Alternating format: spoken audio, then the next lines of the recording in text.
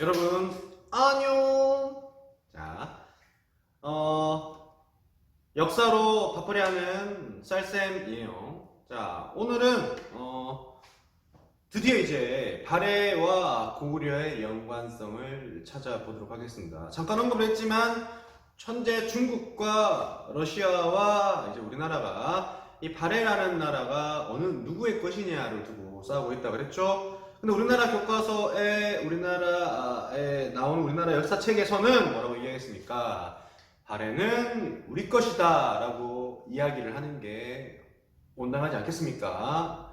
그죠? 그래서 자, 오늘은 수업의 목적이 왜 이런 일이 벌어졌을까에 대해서 한번 바라보도록 합시다. 우리나라면 우리나라 역사지, 아니면 중국이면 중국 거, 아니면 러시아는 러시아 거지. 근데 왜 우리는 우리 거라고 주장을 하고 중국은 중국 거라고 주장을 하고 러시아는 러시아 거라고 주장을 하는 것인가에 대해서 한번 알아보도록 하겠습니다. 당연히 우리는 우리의 것이다 라고 하는 그 근거를 꼭 알아두셔야 되겠죠. 그렇죠? 자, 봅시다. 그래서 오늘은 고구려의 통치체제, 발해죠. 속마음이 나왔네요. 발해의 통치체제에 대해서 살펴보도록 합시다. 첫 번째는 정치입니다. 자, 정치인데 크게 이제 잘라가지고 이렇게 잘라가지고 한번 봅시다. 정치에서 고구려를 계승했다라고 볼 수 있는 부분과 다음 나라의 영향을 받았다, 모방을 했다 라고 할 수 있는 부분을 나눠가지고 한번 살펴볼 텐데요. 일단은 첫 번째 이 문안 때 배웠죠? 그 친선 관계를 맺었던 아버지였던 무왕은 활발한 이제 영토 전쟁을 벌였다면 아들였던 문왕은 우리가 이제 계속 싸우는 거는 아니다. 국가가 강해지기 위해서는 피스, 평화의 시기가 와야 된다라고 주장했던 이 문왕께서는요, 오늘도 다른 나라와의 이제 외교 문서를 작성을 합니다. 친하게 지내야 되니까요. 그 외교 문서에서 무슨 표현을 쓰냐면 나 고려왕 누구누구는 이렇게 쓰습니다. 그 누구누구는 대흠무는 있습니다. 나 고려왕 대흠무는 누구한테 보내냐면 일본 왕한테 그렇게 보냅니다. 자, 근데 보내는 건 마음대로 보낼 수 있어요, 그죠? 근데 문제는 그 편지를 받는 사람이, 그러니까 일본 왕이 이 편지를 보고 진짜로 이 사람이 고려 왕이냐 아니냐를 인정을 하냐라는 건데, 일본 왕의 답신에서도 뭐라고 쓰냐면 이제 고려 왕 대흠무에게라고 썼다라고 합니다. 그러니까 공식적인 문서죠, 외교 문서라는 건. 그죠? 공식적인 문서에 왕은 나 고려왕 대흠무는, 일본 왕은 이제 그래 고려왕 대흠무에게 편지를 쓴다라는 거죠. 이것만 봐도 그때 당시에 발해 왕이 자기를 고려왕이다라고 표현했다라는 겁니다. 그죠? 이런 질문하는 사람이 있어요. 선생님, 고려는 나중에 발해랑 신라가 망하고 난 다음에 생긴 나라 아닙니까? 라고 물어볼 사람이 있는데요. 옛날에는 고구려라고 하지 않았고 고려라는 말도 혼용해서 썼다라고 합니다. 그리고 지금 이제 우리가 고려와 고구려를 구분해서 쓰는 거는 역사학자들에 의해서 구분하기 편하기 위해서 구자를 넣었다라고 보면 되는 겁니다. 이 비슷한 사례가 고조선과 조선, 그러니까 비슷하다고 보시면 됩니다. 알겠죠? 네. 그래서 이걸 통해서 정치적으로 봤을 때는 왕들이 본인을 뭐라고 인식했다? 고려의 왕으로 인식했다. 이것만 보면은 뭐 끝 이렇게 보시면 되죠. 자, 근데 문제는 당나라의 영향을 받았다는 겁니다. 그럼 뭐 뭘 받았냐라고 했더니 많이 받아요. 중앙 통치제도가 당나라가 옛날부터 삼성육부 제도를 펼칩니다. 이 삼성육부 제도 여러분들 좀 외워두시는 게 좋을 겁니다.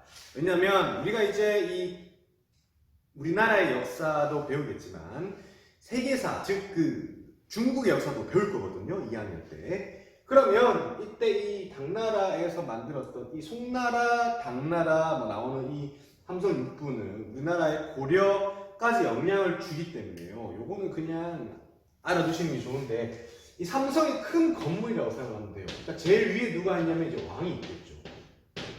왕이 있고 왕 혼자 국가를 다스릴 수 없으니까는 기구를 만듭니다. 그래서 중서성, 문화성, 상서성 이렇게 만드는데 보통 이 중서성이 제일 높아요. 그래서 이 중서성 밑에 일하는 애들이 나오게 되는데 이게 이제 6개의 부서가 나오게 되는 겁니다. 그래서 이 부서가 이, 호, 예, 병, 형, 공. 그래서 이부, 호부, 예부, 병부, 형부, 형부죠. 공부할 때 그 공부인데 이거를 이제 부서를 나눠가지고 이제 그 쓰임에 맞게 인재를 집어넣고 국가에 일을 하는 이런 시스템을 삼성육부라고 하고요. 요거는 우리가 이제 받아하고 육부는요 조선 시대까지 오게 됩니다. 대충 느낌이 오시나요? 그러니까 제일 높은 건 왕이고 그 다음에 삼성이고 삼성에서도 중서에는 이호, 예병, 형궁이라는 걸 나눠가지고 이렇게 했다 라고 보시면 됩니다. 이해되시죠? 그죠? 그러니까 지금 대한민국을 한번 예를 들어볼까요? 제일 높은 건 누굽니까? 국민. 그 다음에 삼권 분립에 의해서 행정, 입법, 사법. 근데 그 행정에 여러 가지 부서가 있다는 거죠. 뭐 교육부, 뭐 국방부, 뭐 국토부, 뭐 이런 부서들 나눠서 장관들을 배치를 해서 일을 했다 이렇게 보시면 됩니다. 근데 요거를 그대로 따라하면은 뭐가 아니잖아요. 근데 여기에서 발해는 그대로 따라하지 않고 뭔가 변화를 줍니다. 이걸 이제 교과서에는 독자성을 부여했다라고 하는 건데 우리나라만의 스타일대로 우리나라의 특색에 맞게끔 이제 각색했다라고 보시면 됩니다. 얼마 전에 굉장히 이제 재밌게 끝난 부부의 세계라는 드라마 혹시 아시나요? 19세지? 저는 안 봤는데 그 드라마가 원래 그 포스터라는 닥터 포스터인가라는 이제 다른 나라의 원작 드라마예요. 근데 그거를 우리나라로 갖고 오는데 그대로 베낀 게 아니라 우리나라의 정서에 맞게끔 변화를 준 드라마죠. 그걸 가지고 우리가 이제 표절을 했다, 그냥 베꼈다 라고 표현하지 않지 않습니까? 그죠? 우리나라 정서에 맞게 각색을 잘 하면은 이제 우리나라 드라마로 재탄생했다 이렇게 본다는 거죠. 그래서 뭐가 바뀌냐 라면은 원래는 이렇게 했는데 요걸 수술이 들어갑니다. 이렇게 해서 두 개가 만들어지는데요. 일단은 중서성의 이름이 뭐냐면 정당성입니다. 정당성. 그 다음에 문화성의 이름이 뭐냐면 선조성. 상서성의 이름은 뭐냐면 중대성입니다. 이름을 다 외워야 되면 너무 좋겠지만 너무나 어렵다면 정당성 정도는 꼭 알아두시길 바라겠습니다. 우리는 정정당당하게 우리만의 스타일대로 바꿨다 이렇게 보시면 되겠죠. 자, 그래서 정당성에서 두 개로 부서를 또 나누는데요. 뭐로 나냐면 좌사정이랑 우사정으로 기구를 두 개로 잘라서 요 세 개를 좌사정이, 요 세 개를 우사정이 이제 다스릴 수 있도록 배치를 하게 되는 겁니다. 여기만 해도 벌써 두 개가 다르죠. 이름이 다르고, 그 다음에 삼성 육부인데 우리나라 발에는 육부를 두 개로 나누죠. 좌사정이랑 우사정으로 나눠서 2호 예병형, 2호 예병 형공으로 나눠야 되는데, 문제는 이것도 이름을 바꿉니다. 충, 인, 의, 지, 예, 신. 그래서 이름을 이렇게 변화를 주면서 이제 각색에 들어가게 되죠. 재창조하게 되는데, 이 바꾸게 된 이유도, 이름이 이렇게 바뀌게 된 이유도 시험에 많이 나옵니다. 뭐냐면 유학을 국가적으로 굉장히 강조하고 있다. 왜냐면 충, 임금님한테 충성하라. 인, 공자님이 강조했던 어질인, 의, 누가 강조했습니까? 맹자께서 의를 강조했죠. 지, 지덕체를 겸비해야 돼. 그 지, 항상 선비는 공부를 해야 되고, 예, 이 먼저, 시, 친구들과의 믿음으로 사겨라. 나는 이 유학의 기본 덕목을 가지고 부서의 명으로 정했다라는 건, 발해라는 나라는 정말로 유학을 사랑한 나라였다. 이렇게 보면은 되겠습니다. 아시겠죠? 이름을 이렇게 지었다라는 건 그만큼 거기에 관심이 많았다. 이렇게 보면은 되지 않겠습니까? 그죠? 그래서 일단 굉장히 중요한 내용이고요. 또 뭐가 있냐면 이거는 좀 별표를 치겠습니다. 중정대라는 게 있는데요. 중정대는 이제 감찰기구입니다. 여러분 혹시 암행어사 줄두요 라는 거 들어보셨죠? 그죠? 그 감찰기구입니다. 돌아다니면서 일을 제대로 하지 않거나 비리를 저질렀거나 하여튼 이런 못된 짓거리 많이 하는 이런 높은 사람들을 잡아다가 왕한테 일을 바치는 이런 역할을 하게 되는데, 요걸 이제 당나라에서는 어사대라고 불렀거든요. 요걸 이제 발에서는 중정대라고 불렀고요. 또 뭐가 있냐면 문적원이라는 게 있는데, 요거는 뭐 굳이 몰라도 되는데, 문적원은 이제 책을 보관하는 곳이고요. 책을 보관하는 왕실 도서관 좀 생각하시면 되고, 그 다음에 마지막으로 주자관은 좀 알아두시면 좋습니다. 주자관은 교육기관입니다. 통일신라의 교육기관을 국학이라고 했죠. 신문왕이 이제 개편을 한 국학, 9년 동안 학교를 다녀야 되는. 그런데 이 발해는 학교 이름이 주자관입니다. 그럼 당나라의 학교 이름이 뭘까요? 국자관이에요. 아무튼 그래서 당나라의 교육기관에도 영향을 받았다라는 것을 우리는 알 수가 있습니다. 오케이? 여기까지 이해되시죠? 자, 그 다음에 또 지방으로 가면요. 중앙이니까 여기로 가겠습니다. 지방으로 가면 영토 크기가 발해가 신라보다 훨씬 크다라고 얘기했죠. 신라는 구주 5소경이잖아요. 62주입니다. 그만큼 넓은 영토를 자랑합니다. 신라는 9주잖아요. 그죠? 근데 발해는 62주예요. 근데 진짜로 이게 같은 급은 아니겠죠? 이거보다 좀 더 큰 게 15부가 있어요. 15부 62주. 그 다음에 신라에도 5소경이 있듯이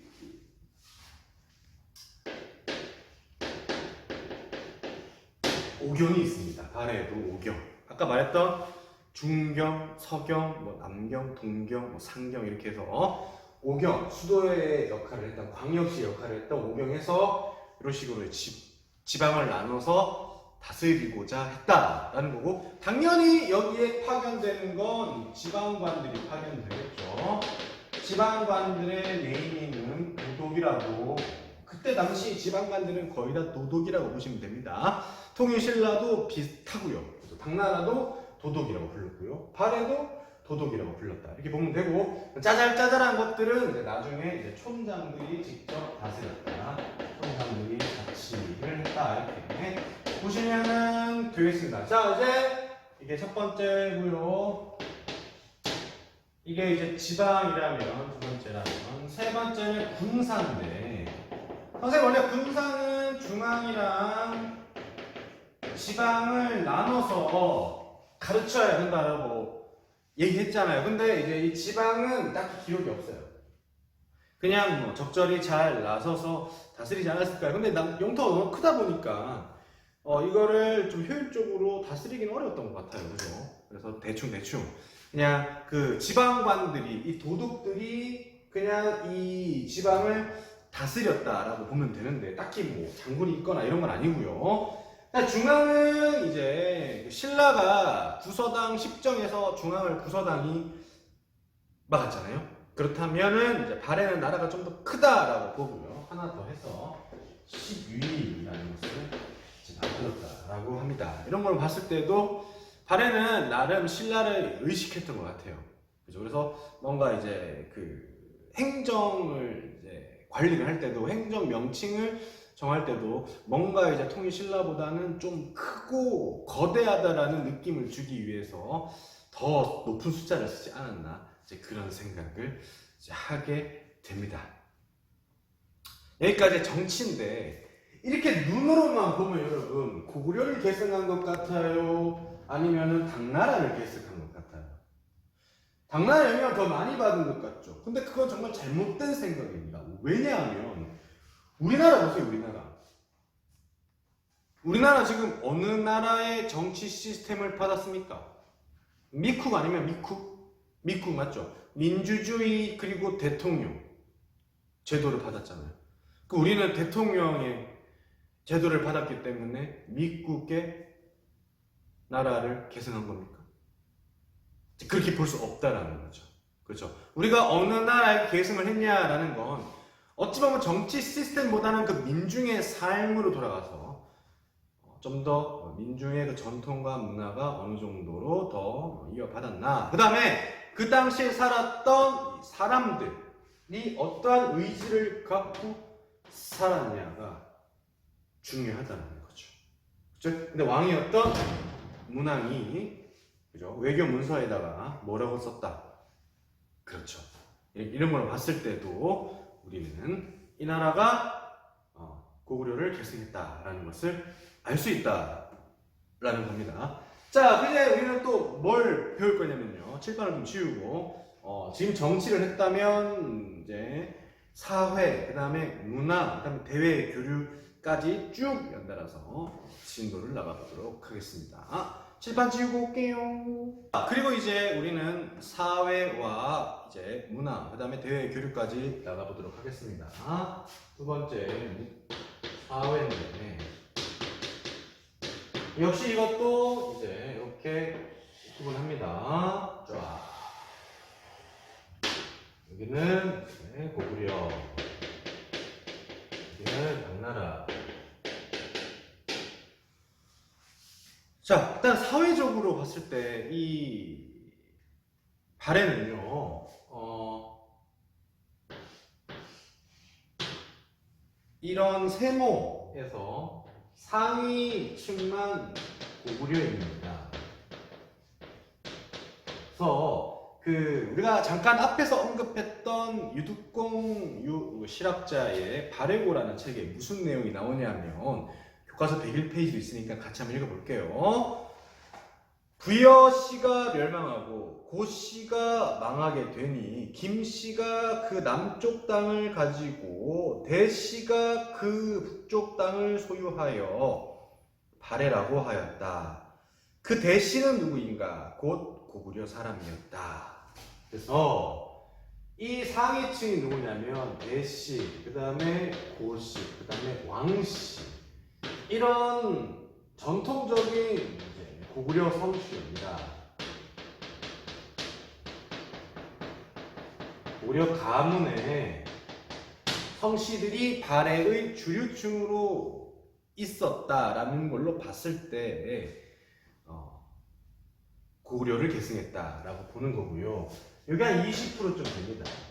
그 다음에 하위 한 80%가 이제 말갈 부분입니다. 그러니까 100명 중에 80명은 말갈족 사람이고요. 그다음에 20명은 고구려 사람이라고 보면 되는데 이것 때문에 이제 중국과 이제 러시아가 이게 어떻게 너네 나라냐라고 이제 시비를 거는 겁니다. 그러니까 요거는 사실인 것 같아요. 그래서 약간 이원적인 구조를 갖고 있다 이렇게 보시면은 되는데 이 말갈족은 나중에 이제 여진 금나라가 되게 된다라고 보시면 되고요. 이원적인 구조를 갖고 있다 이렇게 보면 됩니다. 그래서 문화도 상류층 문화나 이제 말갈의 문화가 이원적으로 구성이 보통은 되어 있다 이렇게 보시면 되겠습니다. 아시겠죠? 자, 그 다음에 3번 문화입니다. 자, 3번 문화를 보시면은 고구려를 계승함을 보여주는 게 가장 대표적인 게 요거는 들어보셨죠? 언돌. 누가 가지고 뜨뜻하게 온몸 좀 지져볼까 하는 그 온돌. 요새는 여러분 아파트 생활하고 보일러기 때문에 가스로 이제 보일러를 띄우면 방바닥이 뜨뜻하지만 여러분들이 침대 생활을 하시기 때문에요. 바닥의 따뜻함의 소중함을 잘 모르겠지만 옛날에는 이제 그 흙으로 만들었고 저기 이제 아궁이에다가 불을 떼면은 방이 뜨뜻해지는 그런 시스템이었어요. 거기다가 이제 딱 누우면요 온몸이 노곤노곤해가지고 따뜻하게 지져지는 그런 걸 이제 온돌이라고 하는데 온돌방이라고 하는데 지금도 이제 여러분들 호텔 같은 데 예약을 할 때 물어봅니다. 침대방으로 해드릴까요? 온돌방으로 해드릴까요? 라고 물어본단 말입니다. 그러면은 그 온돌방은 이제 그 보일러를 뜨뜻하게 틀어가지고 방에서 지지게 해주겠다 이런 겁니다. 그렇죠? 남교사 휴게실에 가면요 온돌방이 있습니다. 굉장히. 자, 그 다음에 요거 집과 관련된 거고요. 그 다음에 또 집과 관련된 게 뭐냐면요 침이도 있고요 막세가 있는데 요게 이제 인테리어라고 보시면 됩니다. 고구려의 인테리어가 이제 발의 인테리어랑 굉장히 흡사하다 이런 걸로 봤을 때 같은 사람이 살았으니까 집의 형태가 비슷했겠죠? 그런 걸로 봤을 때 계승했다라고 보는데 그런 거잖아요. 우리나라도요 고려, 조선, 그 다음에 대한제국, 이제 대한민국인데 북촌 한옥마을 가면요 그 집이 그 집이고 그 집이 그 집이고 그 집이 그 집이잖아요. 국가의 명은 바뀌었지만 민족이 같다면 살고 있는 집의 형태는 비슷하다라고 보는 겁니다. 그렇죠? 그 다음에 또 이 집의 형태라면 이게 건축이라면 무덤도 바뀌지 않겠죠. 장례 절차도 바뀌지 않겠죠. 이때 이제 누가 돌아가신 무덤을 보시면요 정예공주의 무덤을 보시면요 굴식 돌방무덤 들어봤죠? 저번에 설명했잖아요. 그죠? 굴식 돌방 문이 있고 문 따고 들어가면 큰 방이 있고 그 위에는 벽화가 있는 그 천장은 뭡니까? 모듈인 천장. 고구려 문화 파트 참고하세요. 여기에 설명을 다 했으니까. 이런 것들로 만들어진 걸로 봤을 때 한나라의 공주의 무덤을 이렇게 만든 걸로 봤을 때 고구려의 영향을 받았다 이렇게 본다라는 거죠. 이해되시죠? 자, 반면에 이 당나라의 영향을 받은 것도 있는데 뭐냐면요 수도를 오가합니다. 여러분 혹시 주작이라는 말 들어보셨어요? 주작. 요새 그 별로 안 좋은 표현이죠. 인터넷에서 워낙 익명성이 있기 때문에 구라치는 애들이 있지. 글들을 막 지어서 내고 이런 것들을 이제 주작하네 이런 표현을 쓰는데 무슨 대로가 있냐면요 주작대로가 있어요. 이건 뭐냐면 궁궐이 이렇게 있으면요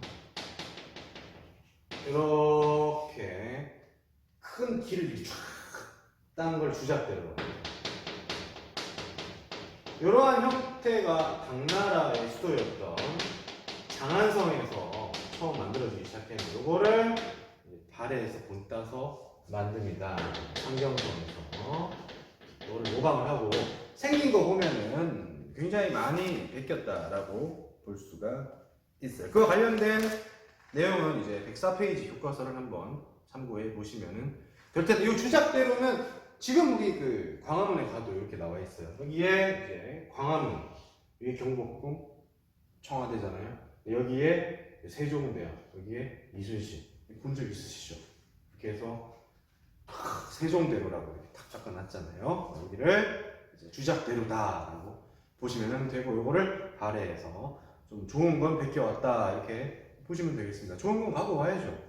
그죠? 나쁜 건 버리고 좋은 건 갖고 온다. 뭐 그런 게 좋은 거 아니겠습니까? 자, 그 다음에 이제 다른 공주가 있는데요. 정효공주가 있어요.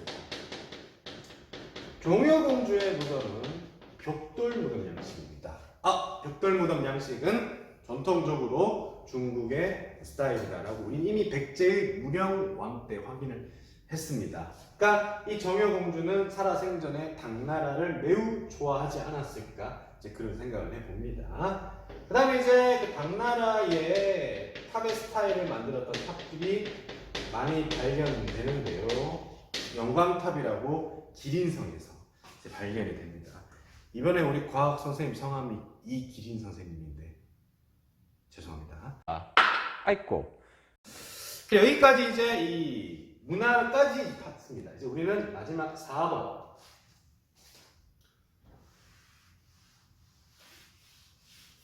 마지막 마음을 담아, 끝난 마음을 담아 4번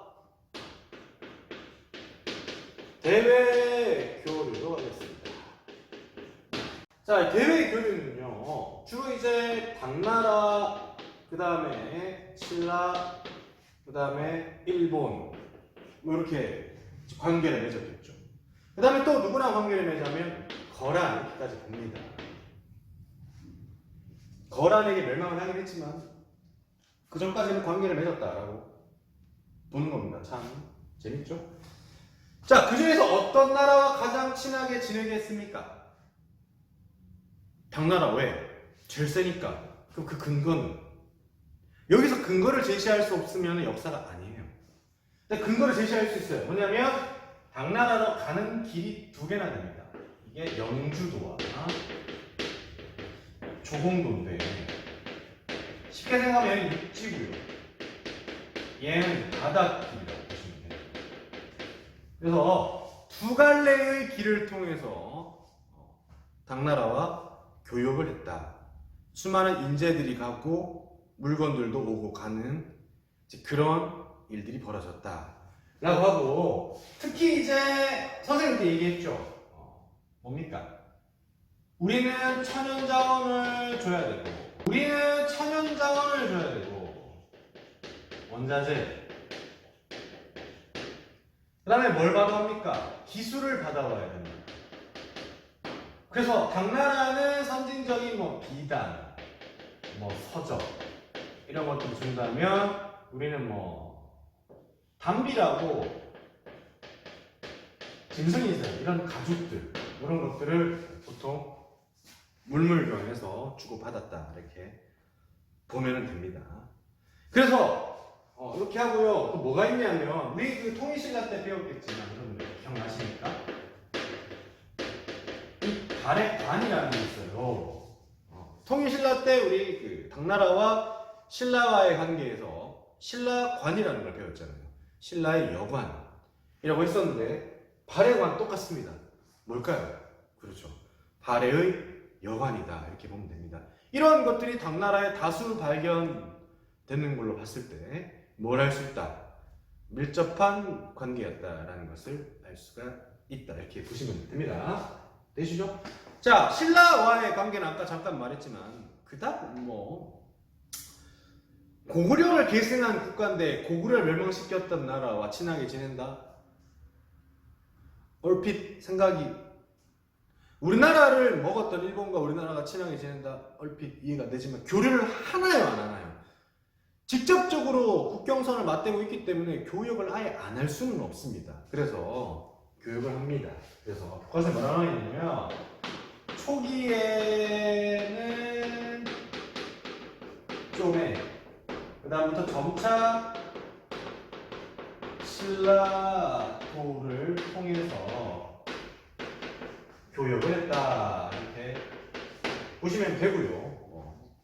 우리가 일본의 관계다라고 생각을 하면 되지 않을까, 이제 그런 생각이 듭니다. 그 다음에 일본과의 관계도 굉장히 이제 밀접하게 관계를 맺었죠. 이 밀접. 왜냐하면 신라를 뭐 하기 위해서, 견제하기 위해서 친하게 지냈다라는데, 여기는 신라도, 여기는 일본도, 여기는 이제 거란도, 그리고 영주도 조금해서 하나, 둘, 3, 4, 5 이렇게 해서 1, 2, 3, 4, 5 해서 이거를 발해 오도라고 합니다. 알겠죠? 발해 오도. 그 중에서 두 개가 어느 나라? 당나라. 이렇게 해서 관계를 맺었다. 이렇게 보시면 됩니다. 특히 재미난 얘기는 여기 이제 교과서에 나오는 도움글 내용인데요. 발해와 신라 유학생의 경쟁이 있죠. 당나라의 빈공과라는 이제 외국인 과거 시험이 있습니다. 제가 통일신라 때도 잠깐 언급을 했지만 발해도 마찬가지였어요. 그때 당시의 출세를 하기 위해서는 사람이 큰 물에서 놀아야 되겠죠. 그때 큰 물은 당나라였고 그 당나라에 가서 이제 빈공과라는 외국인 시험을 봐서 급제를 하면은 엘리트가 되는 건데, 이때 이제 전통적으로 계속 우수하게 성적을 냈던 게 신라. 근데 이제 열심히 노력해서 후발주자로 막 따라왔던 게 발해. 그래서 이 둘 간의 이제 매치가 성사가 됩니다. 그래서 여기 보시면 재밌는데, 그 오소도의 아들 오광찬이 신라의 최연희한테 졌대요. 그랬더니 이제 오소도가 당나라에 가서 이제 항의를 한답니다. 왜 내 아들이 졌냐 이렇게. 그럼 당나라가 얼씨구 바꿔줬겠니? 그러진 않았겠지만 그것만 봐도 이 두 나라 간에 이제 경쟁이 있었다라는 것을 알 수가 있었습니다. 자, 여기까지 저희는 발해를 달려봤습니다. 나라의 크기와 나라가 이제 중국으로부터 해동성국이라는 평가를 받을 정도로 매우 이제 높은 평가를 받았던 나라였지만, 지금까지 남아있는 기록이 많지 않기 때문에 수업을 2시간 안에 이제 끝내게 되는 겁니다. 하지만 제가 오늘 수업했던 내용은 시험 문제에 굉장히 많이 나옵니다. 특히 고려를 계승했다는 이유를 중심으로 좀 많이 보시면 좋지 않을까, 그런 생각이 듭니다. 네. 여러분 정신없이 이제 달려왔는데요. 다음 시간에는 신라 말기, 여기 혼란스러운 상황과 후삼국 시대, 애꾼 누가 내 이름을 불렀는가, 그 궁예와 견훤, 그 다음에 왕건의 시대가 등장을 하게 되고요. 우리는 쭉쭉 나가서 고려를 가게 되면서 천년의 수도였던 경주에 막이 내리게 됩니다. 그러니까 우리가 삼국시대를 접하고부터 천년을 달려왔다라고 보시면 되겠습니다. 굉장히 수업량이 많습니다. 그래서 여러분들 온라인 강의라고 해서 방심하지 마시고요. 수업을 끝까지 잘 들으셔야 됩니다. 왜냐하면요, 제가 지금까지 쭉 수업했던 거 이거 시험 범위에 들어갑니다. 그리고 계약한다고 해서 제가 이걸 다시 수업하지는 않습니다. 여러분들이 이 강의를 통해서 수업을 듣고 복습도 하시고 시험 공부도 하셔야 되니까 그냥 시간 내서 공부하시는 김에 열심히 좀 잘 해주시면 좋지 않을까, 그런 생각이 듭니다. 자, 마지막으로 제가 따로 링크를 걸 텐데, 서태지와 아이들의 발해를 꿈꾸며를 한번 들으면서 쉬는 시간을 가져보는 것도 좋지 않을까, 그런 생각이 듭니다. 그럼 다음 시간에 만나요. 여러분 안녕.